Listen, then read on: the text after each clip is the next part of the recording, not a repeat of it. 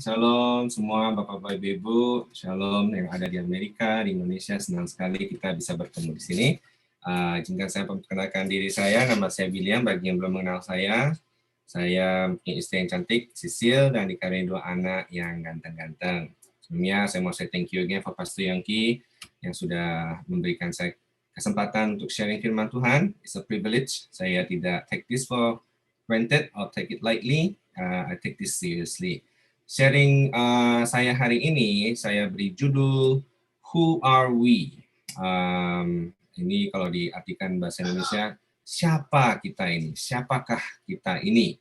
Ya, jadi sebelum saya memulai share, ada something yang saya mau encourage Bapak-Bapak, Ibu-Ibu untuk membuat suatu kebiasaan, yaitu mencatat. Ada satu slide yang saya mau share dulu. Ini namanya satu research yang dilakukan di online, saya ketemu di online, dan saya pikir ini sesuatu yang menarik dan juga benar juga gitu, karena saya menanyakan pertanyaan ini kepada diri saya. Jadi saya mau encourage Bapak-Bapak Ibu-Ibu untuk setiap Bapak-Bapak Ibu-Ibu ada kesempatan ikutin ibadah, untuk mempunyai satu habit untuk mencatat, karena mencatat itu akan membantu kita lebih mengerti dan akan membantu kita lebih masuk lagi apa yang kita pelajari. Jadi di sini dikatakan is writing down on paper a waste of time. Nah, ini zaman now banyak anak-anak yang sudah milenial, mereka kalau pakai note udah nggak pakai paper. Biasa mereka memakai gadget. Nah, oke. And I change the pertanyaannya is writing down on gadget, iPad, iPhone, apa-apa gitu, your laptop a waste of time. Yuk kita sama-sama lihat apa sih sains ngomong apa. Ini kalau saya kasih latar belakang dalam topik kita mendengarkan firman Tuhan ya, atau belajar apapun lah. Jadi dalam 2 minggu dikatakan kalau nggak nyatet nih, cuman membaca, kita hanya akan mengingat 10% apa yang kita baca 2 minggu kemudian.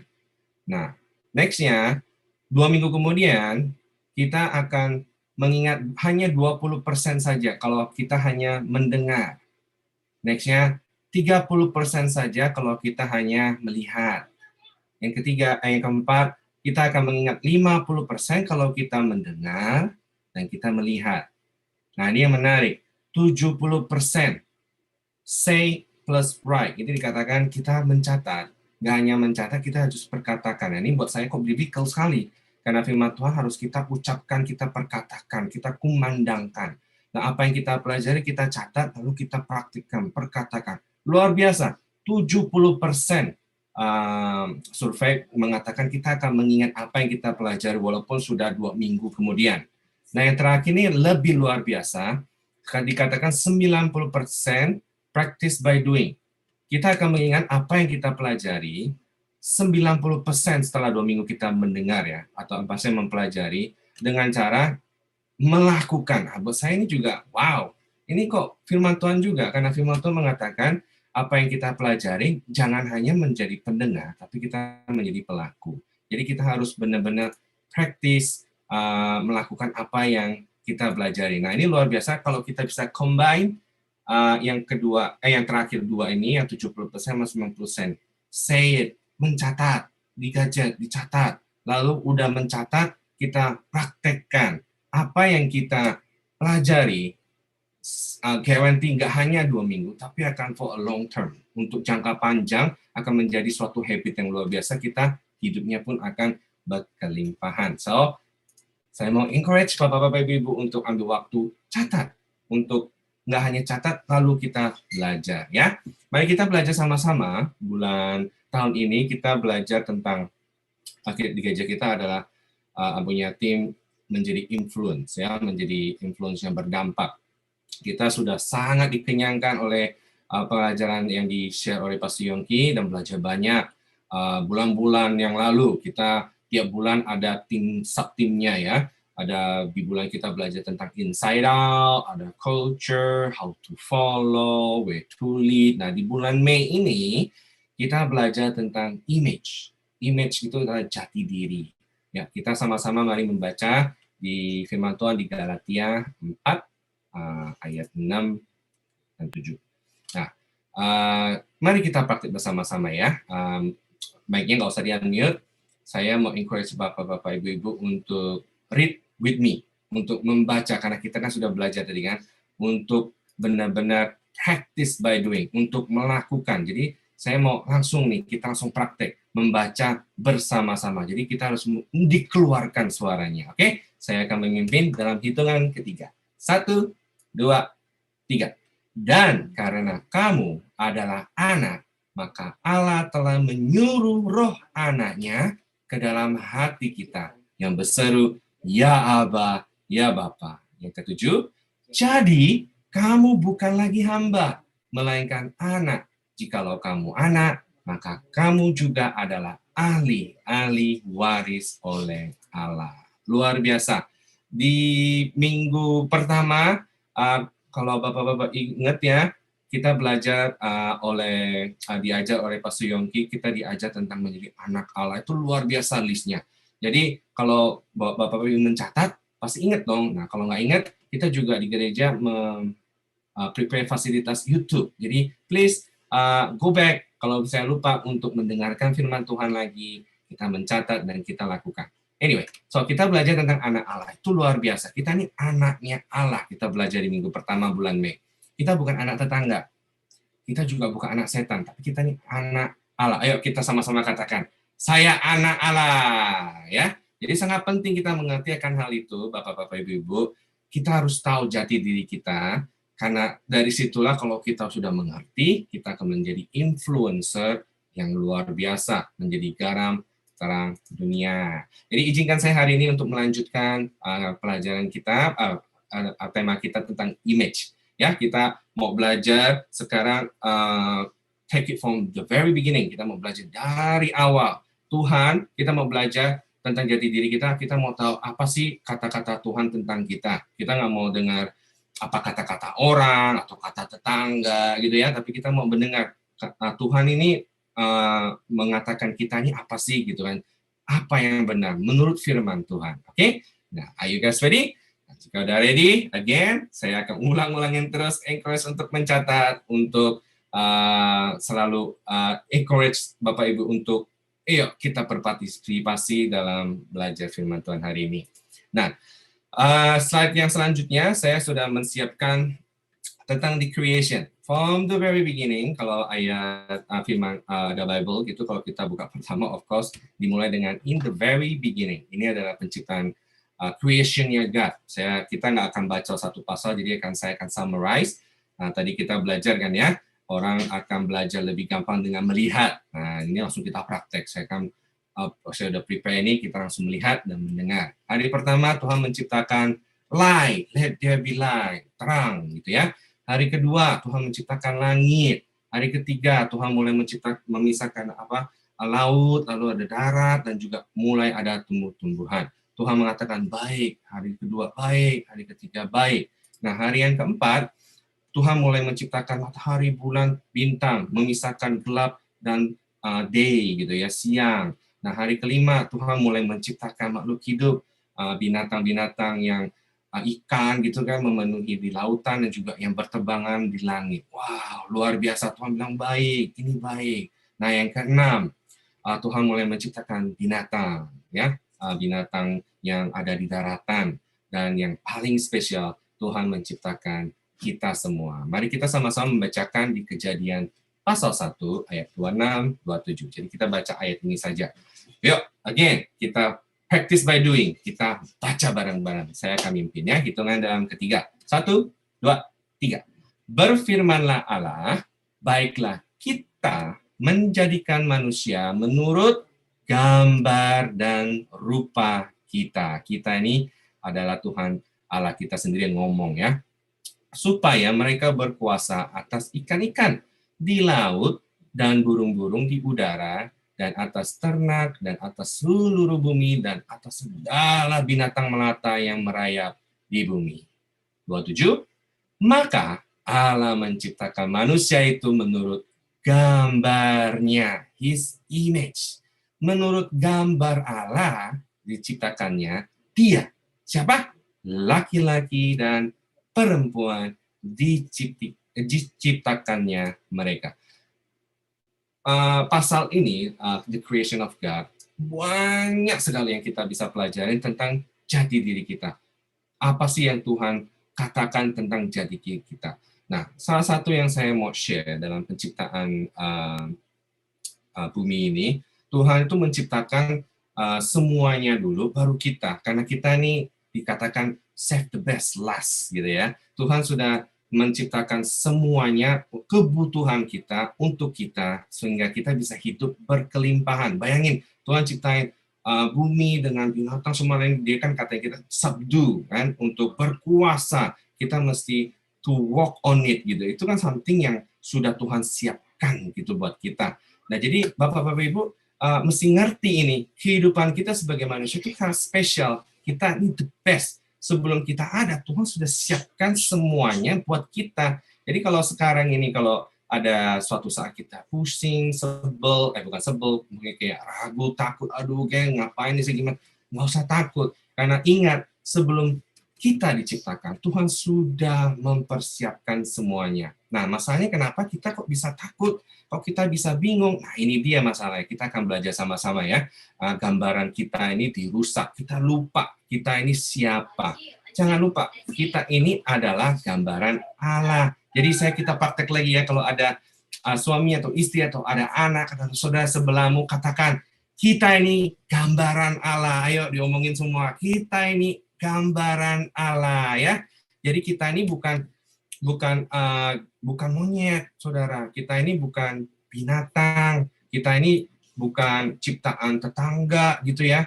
Ini slide boleh dimatikan dulu. Jadi jangan sekali-sekali ngomong ke teman-teman atau orang-orang gitu kan. Lu, maaf saudara ya, maaf dulu. Lu monyet lu, gitu kan. Lu babi gitu kan. Loh, ini kita nih ciptaan Allah loh. Dikatakan kalau kita diciptakan menurut gambarnya. Bukan gambar binatang, bukan gambar monyet, bukan gambar babi. Jadi kita nggak boleh ngatain orang, babi lu, sorry ya, monyet lu gitu, maaf. Jangan sekali-sekali manggil orang kayak gitu. Nah, kita juga belajar banyak di luar sana, banyak malah yang memakai binatang menjadi Allahnya. Wah, kebalik-kebalik itu ngaco. Padahal kita image-nya tuh udah jelas, saudara. Ada lagi, saya punya anak umur 10, 5th grader. Mereka ini udah mulai belajar science. Dan dia pernah samperin saya sama istri.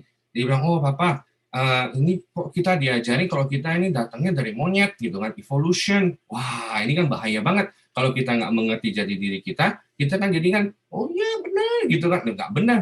Firman Tuhan sudah mengatakan, kita ini diciptakan menurut gambarnya. And then itu jelas banget di hari ke-6. Tuhan menciptakan binatang.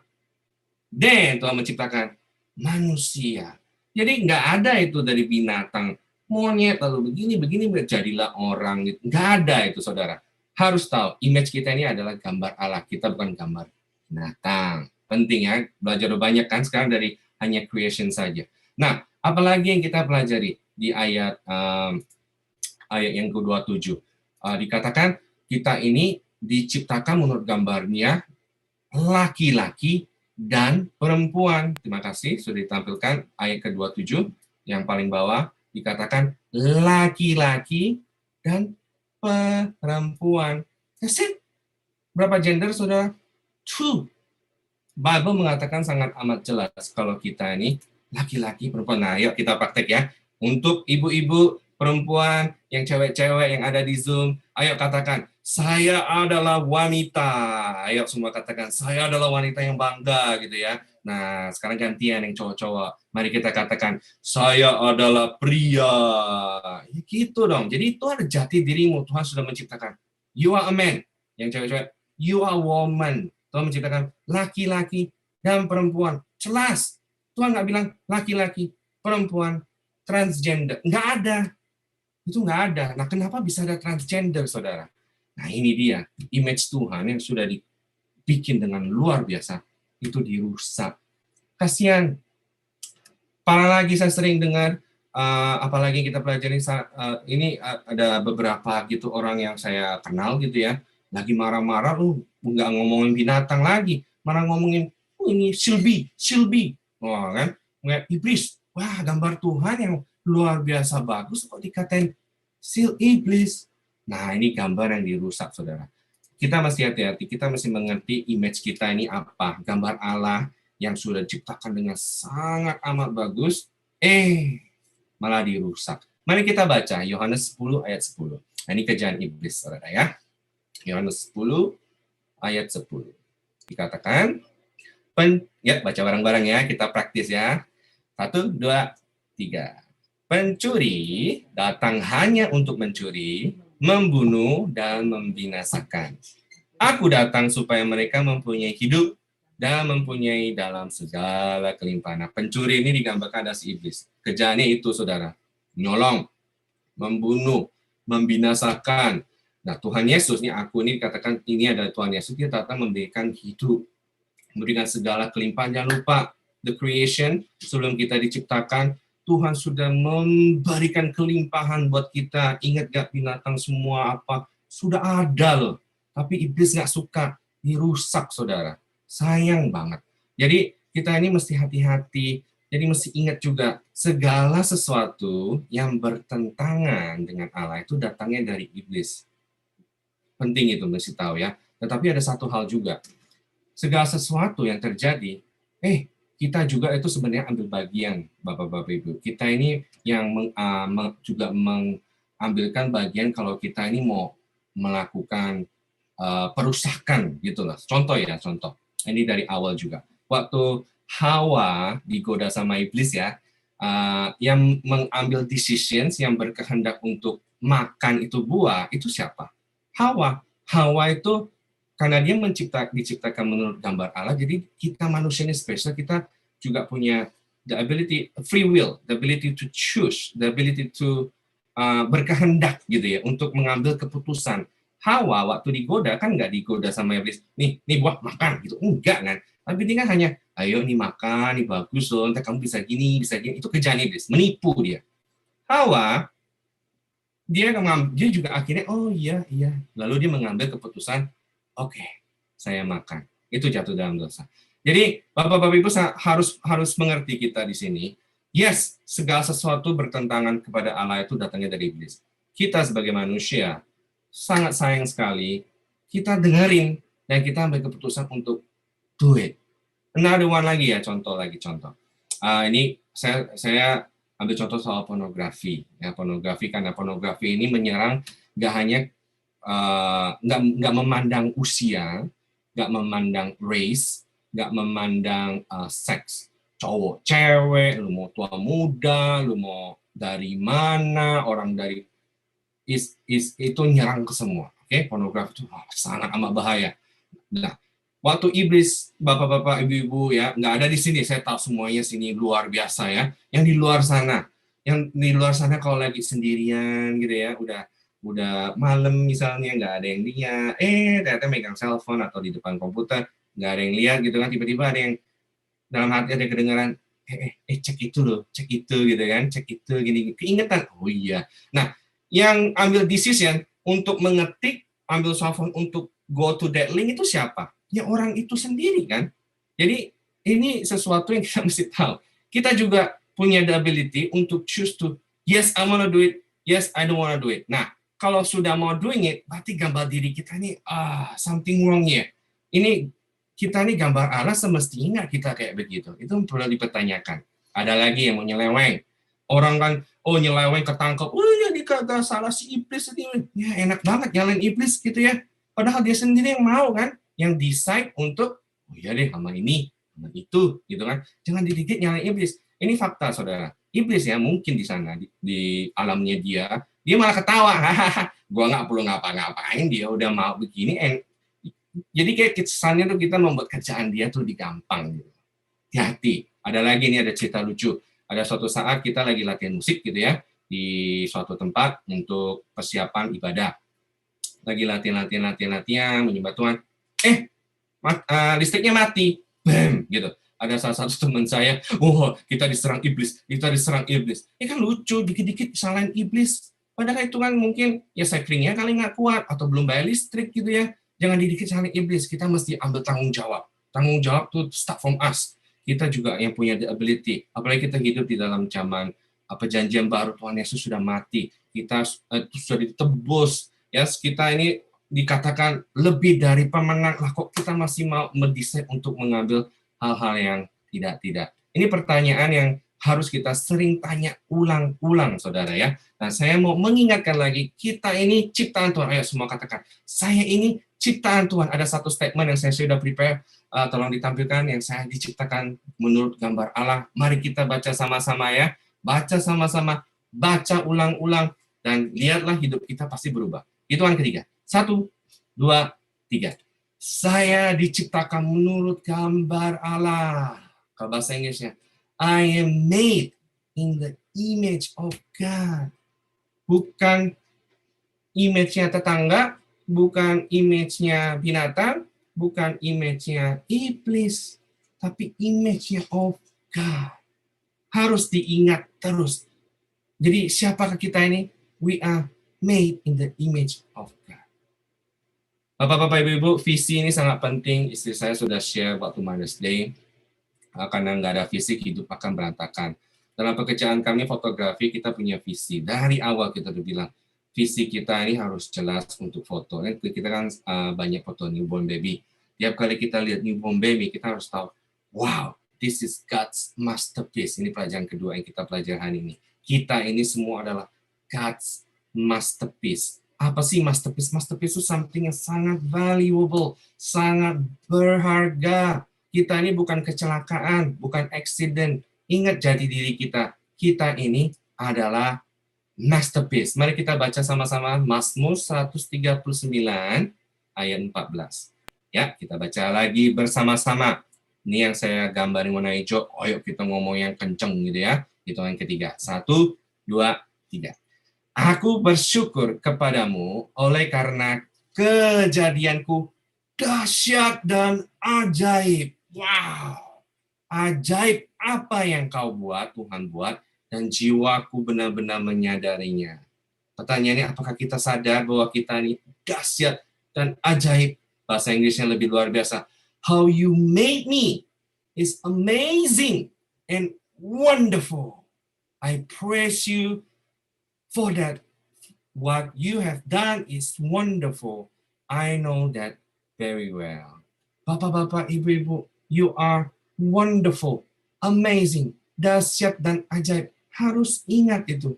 Jangan lupa, kita adalah masterpiece-nya Tuhan. Nah, sekarang sayangnya masterpiece-nya Tuhan itu sering sekali dirusak. Saya ada beberapa contoh, ini biar lebih membantu kita lebih mengerti ya. Apa sih maksudnya gambar yang dirusak? Nah, ini something yang valuable. Saya Google painting yang sangat amat terkenal, valuable, dan mahal. Nah, ini banyak yang keluar ya, tapi saya pilih satu saja, Mona Lisa. Ini gambarnya Mona Lisa. Bagus, keren. Nah, kira-kira kalau dirusak tuh kayak apa sih? Nah, ini next slide-nya. Nah, kayak gini. Next slide-nya tuh dirusak kayak begitu. Bapak-bapak, ibu-ibu mesti tahu, ini baru contoh barang mati. Slide-nya boleh dileko. Ini baru contoh mati. Kesukaannya iblis ya, bapak-bapak, ibu-ibu, itu bukan merusak barang mati, tapi merusak gambar Allah, yaitu kita sendiri.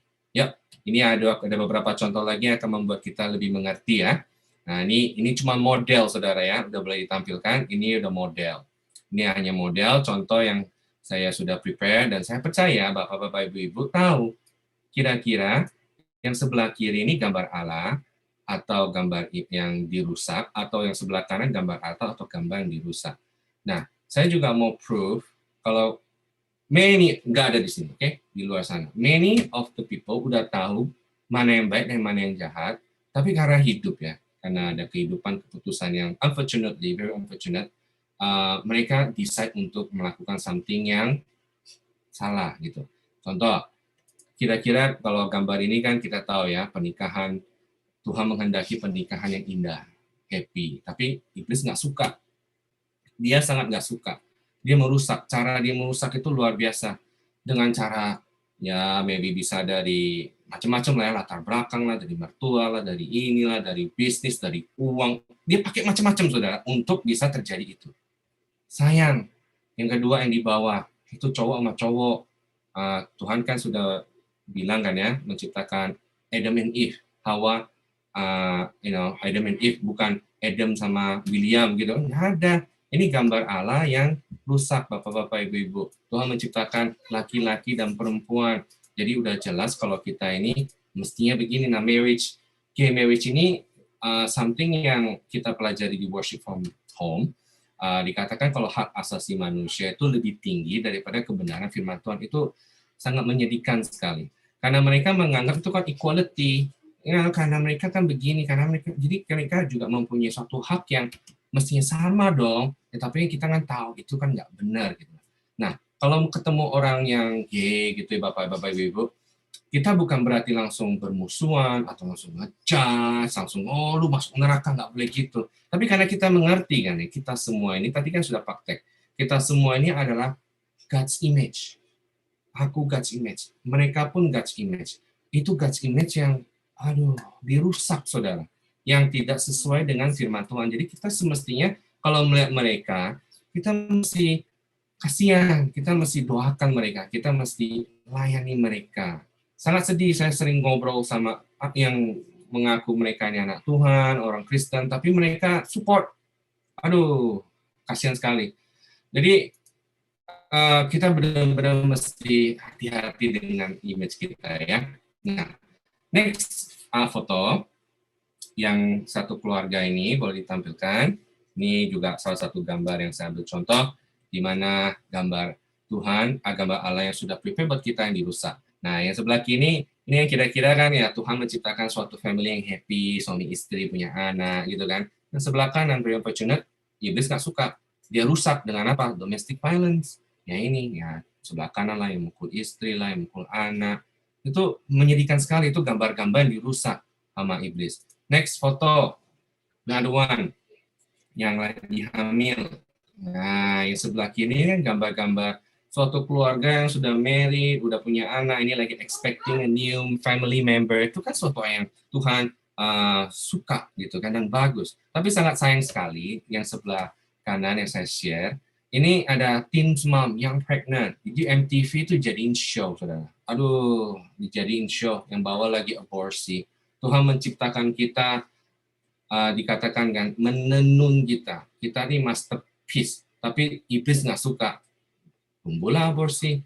Nah, ini ngomongin aborsi juga stres, saudara. Karena hak asasi manusia itu jadi banyak perdebatan. Saya baca beberapa saat, waktu 2 hari 3 hari ada berita, teen moms, anak muda cewek punya baby, and then dia nggak tahu mesti ngapain, anaknya tinggalin ke restoran. Kasihan. Next foto, next slide, yang ada gambar youth. Nah, ini tiap kali saya melihat anak-anak youth ini, saya punya hati kepada mereka, anak-anak muda. Makanya there's a reason kenapa kita ini serius dengan melayani anak-anak Sunday School, ya. Karena ini adalah our future, our next generation. Iblis nggak suka. Dia memperkenalkan mereka, ya nggak hanya mereka sih, ke semua orang ya, tapi sama aku kok merasa fokusnya ke the next generation, ke obat-obat, ya again, XXX itu tentang pornografi, crime, di New York, bapak-bapak ibu yang di New York tahu, crime itu lagi meningkat, itu persentase lebih besar di commit sama anak-anak muda. Kasihan banget, saudara. Kita ini mesti benar-benar memperhatikan anak-anak muda. Tadi pagi saya pesan kepada banyak anak-anak muda bahwa anak-anak muda ini juga mempunyai role yang luar biasa. Dan mereka ini juga very unfortunate, mereka tidak tahu jati diri mereka. Jadi ada tiga hal untuk anak-anak muda. Ini ada pesan Tuhan yang sangat penting. Dan saya percaya ini juga pesan Tuhan nggak hanya buat anak-anak muda, tapi buat kita semua. Kita sudah belajar bahwa kita ini adalah God's masterpiece, right? Jadi masterpiece itu sesuatu barang yang mahal, priceless. Jadi bukan murahan. Pastor Yongki pernah share, Sisil juga pernah share tentang tas ya. Tas yang mahal, kalau yang branded lah, whatever itu, yang Hermes apa itu. Kalau mau ngeliat kan hati-hati kan, mesti dibuka pelan-pelan, mesti pakai sarung tangan, mesti taruh di meja ini gitu kan ya. Itu barang mahal. Nah, kalau tas yang eceran yang kita lihat di tempat lain, yang orang cuma nyoba gitu, jatuh-jatuh apa, itu tas murahan.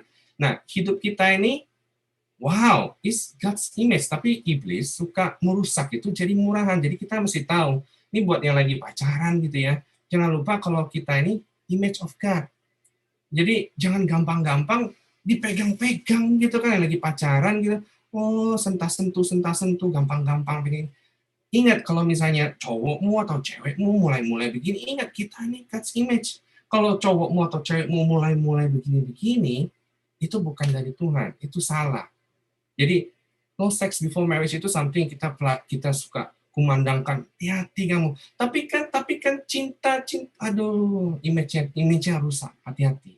Nah, the one yang kita share itu tentang tubuh. Tubuh kita ini adalah bait Allah. Ya jangan dirusak dong. Ya, kita belajar tentang tato di Sunday School, kita belajar tentang rokok, kita belajar tentang obat, narkoba, lalu apalagi kita tentang tentang ya pornografi juga sama. Kok dirusak gitu? Ini baik tubuh Allah, kita harus take care. Baik, ini kan image, baik masterpiece. Nah kok dirusak-rusak? Sayang, tingkah laku juga sama. God's masterpiece kan mesti represent Tuhan dong. Nah kenapa kita kok dikit-dikit mau jorok? Ada apa-apa? S, S, F, F. Cool, dikira cool. Tapi mereka S, F. Lalu inilah, itulah. Kata-kata binatangnya keluar. Lalu bentar lagi, ya, karena mereka suka, anak-anak muda kan mulai suka sosial media gitu kan. Sosial media dipikir cool gitu kan, lucu-lucuan, jari tengah. Wah, foto jari tengah. Come on. Kita ini image of God, masterpiece of God. Kenapa kita act so cheap gitu? Ask this question. Why? Kenapa kita masih act so cheap? And then at the same time kita tahu kalau kita ini God's masterpiece. Coba dipikirkan, kita mesti hati-hati tentang gambar Allah. Jadi apa yang kita pelajarin pada hari ini? Nomor satu, kalau pertanyaan tadi kan judul saya, sharing saya kan, who are we? Ya? Nomor satu, please make a note. Please make a note. And then sudah pelajari ini diperkatakan, dipraktekkan. Tiap kali kita ada masalah, ada mulai bingung, ada godaan, perkatakan ini. We are made in His own image, to be like Him, untuk menjaga kekudusan, untuk represent God. Jadi kita sebagai manusia diciptakan dengan gambar Allah, berarti kita punya the ability untuk mempunyai relationship sama Tuhan. Kita punya suatu kemampuan untuk mengasihi Tuhan seperti Kristus sudah mengasihi kita dari dahulu. Kita punya kemampuan untuk mengasihi Dia, menyembah Dia, untuk melayani Dia. Binatang nggak bisa. Pernah lihat anjing worship Tuhan? Au, au, au, au. Nggak ada. Yang ada tuh manusia. Pernah lihat monyet angkat ini lalu menyembah, lalu berbahasa roh? Nggak ada. Only human. Human is special karena kita di made in His image. Jadi jangan dikit-dikit, monyet lu, babi. Sorry ya saudara. Ini lu, itu. Nggak boleh. Hati-hati. We are made in His own image. Ya. Yang kedua, we are His masterpiece. Kita ini mahal. Bukan hanya mahal, sebenarnya kita tuh priceless. Tuhan menciptakan kita nggak sembarangan, saudara.